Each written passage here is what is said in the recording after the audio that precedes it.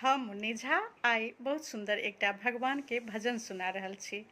ई गीत सत्यनारायण भगवान के पूजा में हम सब बहुत गाबै छलियै बचपन में, तऽ आइ मोन पड़ि गेल तऽ सुनू ई भगवान के भजन गीत अछि। भगवान